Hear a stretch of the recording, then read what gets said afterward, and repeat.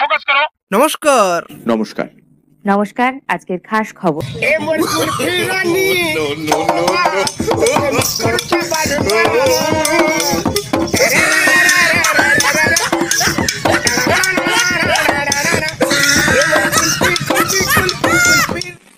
দারুণ গিয়েছো তো, সত্যি ফ্যান্টাস্টিক। তৃণমূলী নেতা নেত্রীরা বোধহয় এখন রাজনীতি ছেড়ে গান বাজনাতে মেতে উঠেছে। একদিকে এই মুখপাত্র কুণাল ঘোষ আর অপরদিকে এই সায়নী ঘোষ, সে কিসের নেত্রী সেটা অবশ্যই আপনারাই কমেন্ট করে জানান। বাংলার বুকে বিধানসভা উপনির্বাচন, 6টি উপনির্বাচন ছিল 6টি কেন্দ্রে। সর্বভারতীয় তৃণমূল কংগ্রেস 6-0 বিরোধীদের পরাজিত করেছে। তাকে আমি নাচবো। আজকের এই ভিডিওতে ওভারঅল সবাইকে নিয়ে কথা বলা হবে। তো চলো আজকের ভিডিওটা শুরু করা যাক।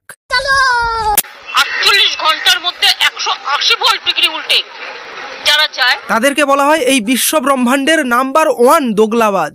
যারা এই গভর্নমেন্টকে ভালোবাসে না এবং তোমার পুলিশেরও কিছু লোক, তারা টাকা খেয়ে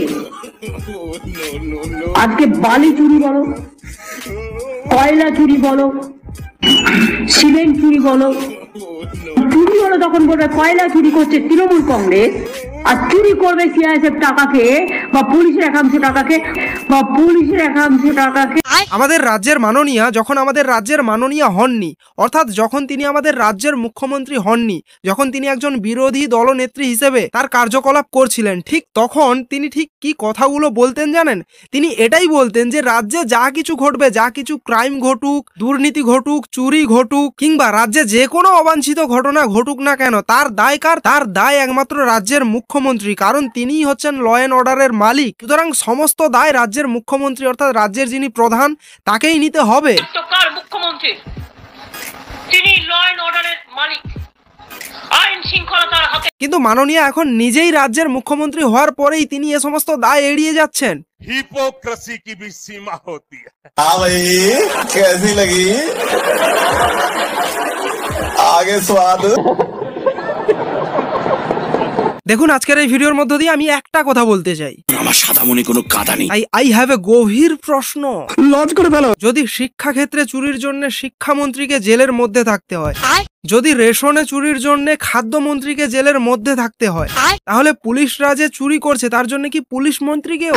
না না হবে বলছি না, হতে পারে।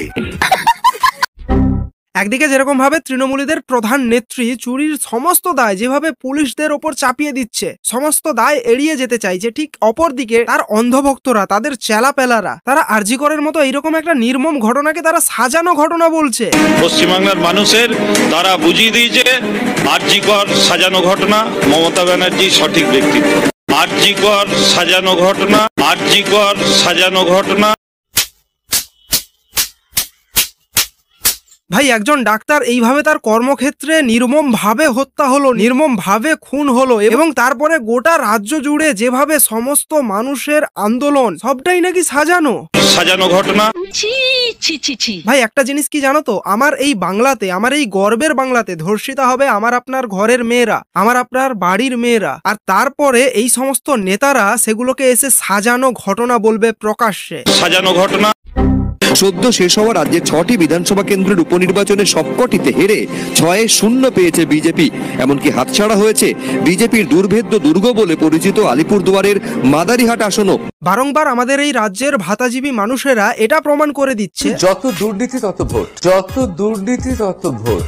আপনি ঠাট্টা করছেন? আরে দূর দূর, অবাক হচ্ছি, অবাক। হ্যাঁ ভাই, অবাক হওয়াটাই স্বাভাবিক, কারণ চোখের সামনে ঘটে যাওয়া যে দলটার নামে এত কাঁড়ি কাঁড়ি অভিযোগ, ভুরি ভুরি চুরি কিংবা দুর্নীতির অভিযোগ, কেবলমাত্র যে চুরি দুর্নীতির অভিযোগ তা নয়, নারী নির্যাতনেরও বহু অভিযোগ, এবং তারপরেও যদি এই ধরনের রেজাল্ট হয় তাহলে তো সত্যি অবাক হওয়ারই কথা। তবে ধীরে ধীরে আমাদের রাজ্যের মানুষের মানসিকতাটা ঠিক কোন জায়গায় পৌঁছচ্ছে সেটা বুঝতে পারছি। যে বাংলাতে সুভাষচন্দ্র বোস, রবীন্দ্রনাথ ঠাকুর এরকম কত কত মনীষীর জন্ম হয়েছে, সেই বাংলাতে এখন মানুষজন কাজ না চেয়ে ভাতাটাকেই বেশি প্রেফার করছে, বেশি প্রায়োরিটি দিচ্ছে, যা বুঝলাম। কে জামা পরবে আর কে জামা ছাড়বে, তৃণমূলে এখন কার্যত এই লড়াই। আর লড়াই কোনো জেসে নেতাদের মধ্যে নয়, মদন মিত্র, ফিরহাদ হাকিমের সঙ্গে তৃণমূল বিধায়ক হুমায়ুন কবিরেরও লড়াই চরমে। শীত দরজায় কড়া নাড়ছে, কিন্তু তৃণমূলের অন্দরের কুলকালাম ঘিরে বঙ্গ রাজনীতি একেবারে গরমাগরম। ভাই আজকের এই ভিডিওর মধ্য দিয়ে আমি আমার বাংলার মা বোন এবং দিদিদেরকে একটাই রিকোয়েস্ট করব যে আপনারা সিরিয়াল দেখা বাদ দিন, সিরিয়াল না দেখে বঙ্গ রাজনীতিতে কি চলছে সেটা দেখুন। প্রমিস করছি সিরিয়ালের থেকে বেশি এন্টারটেইনমেন্ট পাবেন এখানে। সেই সঙ্গে এটাও বুঝতে পারবেন যে 1000 কিংবা 1200-র জন্য আপনার একটা মূল্যবান ভোট যে কোনো পার্টিকে দেওয়া উচিত নয়। ঠিক কি না?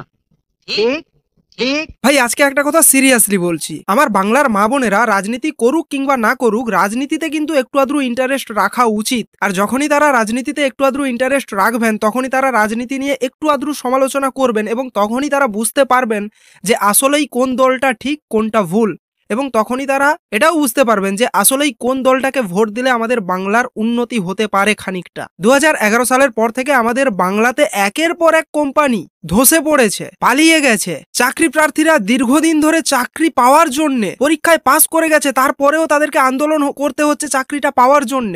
আমি চাই আপনারা গরিব থাকুন।